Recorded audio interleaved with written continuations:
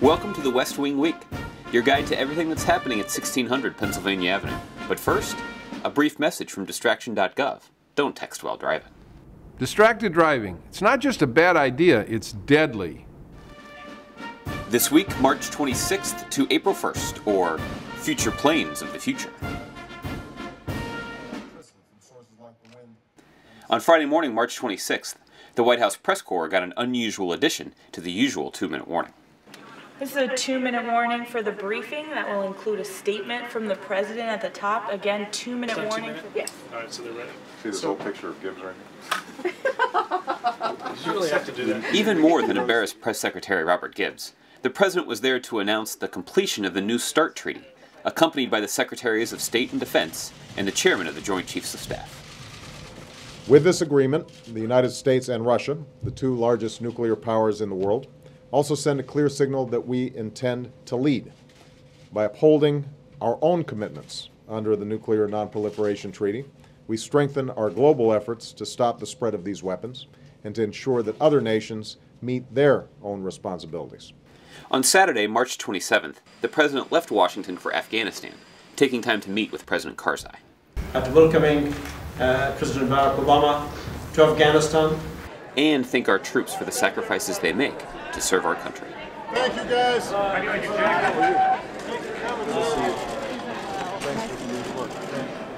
everybody.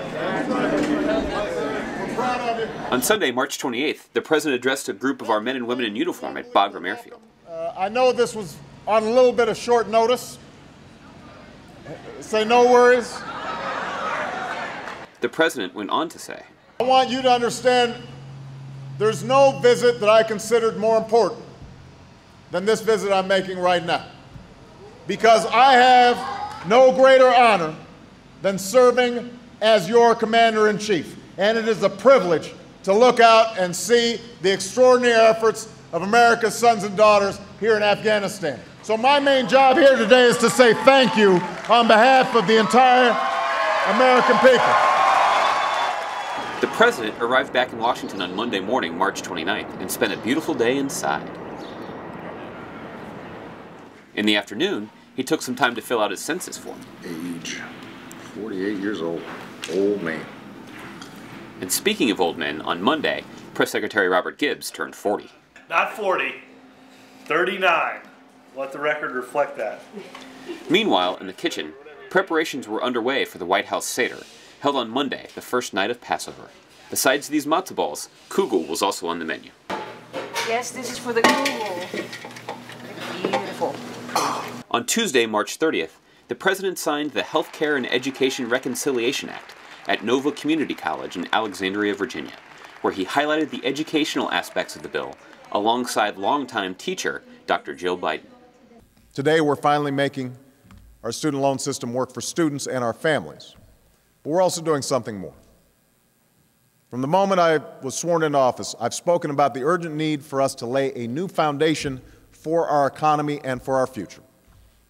And two pillars of that foundation are healthcare and education, and each has long suffered from problems that we chose to kick down the road.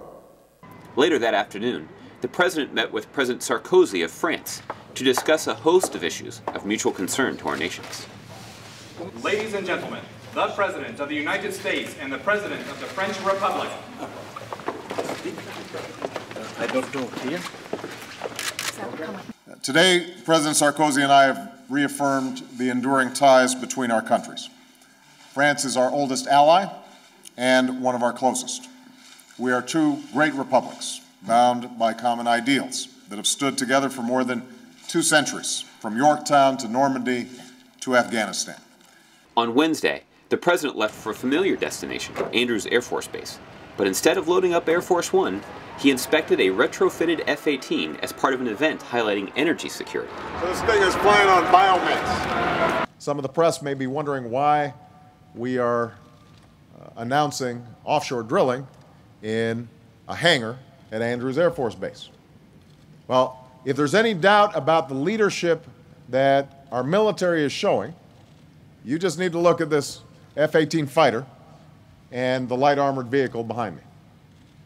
The Army and Marine Corps have been testing this vehicle on a mixture of biofuels. And this Navy fighter jet, appropriately called the Green Hornet, will be flown for the first time in just a few days on Earth Day. And in the afternoon, the First Lady was joined by a group of children from local elementary schools to help with the spring planting in her vegetable garden. So there's nothing like watching tiny seeds grow into something amazing. But the thing is, and I don't know if you guys have been watching, but the garden was about more than just planting healthy food, right? Because we were able to feed not just the staff at the White House, but we provided food to people at homeless shelters. So we used that food to feed a lot of people. But we also began a conversation about getting kids and parents and teachers all across the country thinking about living healthy. This week, the White House debuted an online tool at whitehouse.gov where taxpayers can learn about deductions that can save them money. The Vice President took some time out to promote this tool. Every business knows how to make sure they get the tax rate. We want to make sure average people know. And look, the average return is a little over $3,000 so far. That's up $250. It matters to people who are struggling. On Thursday, April 1st, the President left Washington, D.C. for Portland, Maine. All right, it is good to be back in Maine. But he wasn't done yet.